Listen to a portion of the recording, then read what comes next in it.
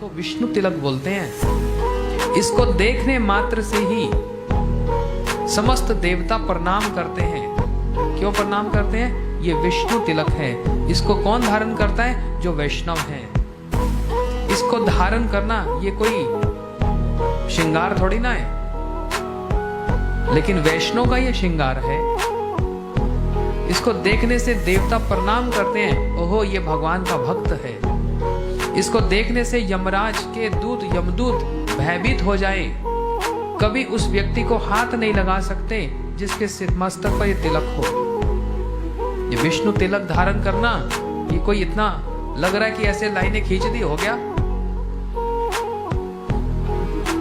2 लाइनें खींच दी और नीचे ये क्या है समझ ही नहीं आ रहा। भाई इसका मतलब क्या? ये 2 लाइनों का अर्थ है ये भगवान के चरणों को मस्तक पे धारण किया, और नीचे ये क्या है? ये भगवान के चरणों में जैसे तुलसी अर्पण होता है ऐसे तुलसी को बनाया जाता है। समझ आया? इसलिए ये भगवान ये तिलक मतलब भगवान के 2 चरण और एक ये तुलसी। जिसके मस्तक पे तिलक दिन में एक बार भी अगर कोई धारण करे, किसी स्थिति में भी उसकी अगर मृत्यु हो जाए या कुछ हो जाए तो यमदूत कभी हाथ नहीं लगा सकते और देवता उसको प्रणाम करते हैं। इतना महत्व है ये तिलक धारण करने का। और ये बना किसके? गोपी चंदन, गोपियों की चरण धूल से बना है। और इसको धारण करने से क्या होता है? क्यों किया जाता है? हमको ये स्मरण रहे कि हमारे जीवन का लक्ष्य क्या है। हमारे जीवन का लक्ष्य है भगवान के चरणों को प्राप्त करना। कैसे? जैसे वृंदावन की गोपियां श्री कृष्ण को प्रेम करती हैं, अपना सब कुछ उनको निछावर कर देती हैं, ऐसे हमको भी उन गोपियों के अनुगत में भगवान की सेवा को धारण करना है। इस तिलक का ये महत्व है।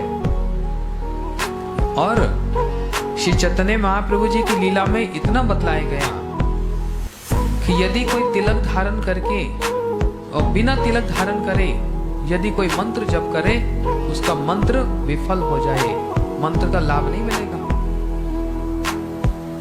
चैतन्य महाप्रभु जी छात्रों को पढ़ाते और एक दिन मुकुंद आ गए बिना तिलक धारण किए। जैसे बिना तिलक धारण करके आए, महाप्रभु जी ने तुरंत कहा, मुकुंद तुम्हारी संध्या बंध्या हो गई। बंध्या समझते हैं? नष्ट हो गई, बेकार हो गई। तुमने जो मंत्र जप किया उसका कोई मूल्य नहीं रहा। क्यों? तुमने तिलक धारण नहीं किया।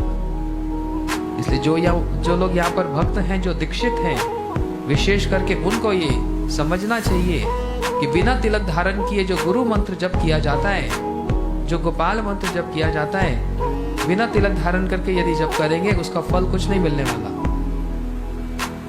तिलक धारण करने का बड़ा महत्व है। और सबके लिए, जन साधारण के लिए बात कहता हूं, भगवान कभी भी बिना तिलक के नहीं रहते।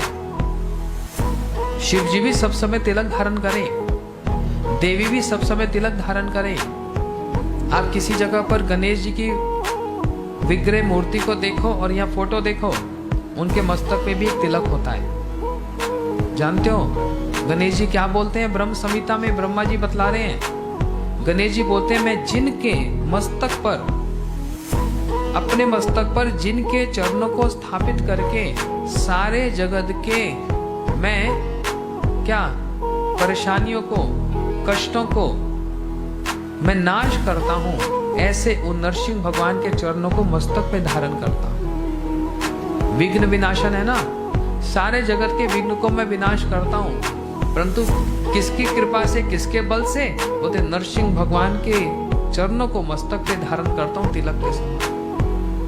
भगवान श्री राम तिलक धारण करें, श्री कृष्ण सब समय तिलक धारण करें, चैतन्य महाप्रभु जी सब समय तिलक धारण करें। समस्त अवतार जहीं पर देखो बिना तिलक के कभी नहीं होता।